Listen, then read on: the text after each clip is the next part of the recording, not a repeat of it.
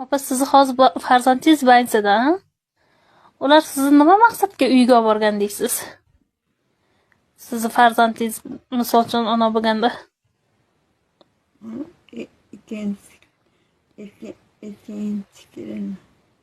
Siz ikkinchi kelin, ha, u kishini. Sizni farzandingizni ular qaraganmi yoki olib qo'ymoqchi bo'lganmi? Olib qo'ymoqchi.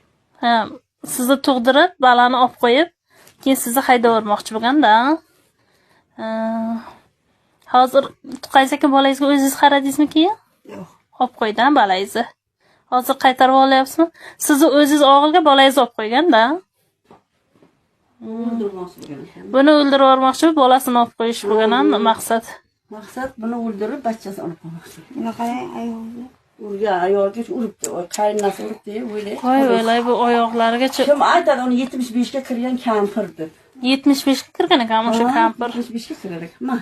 Shu holatga ya. 75 Bu ga farzandini qayerga dunyoga keltirgan?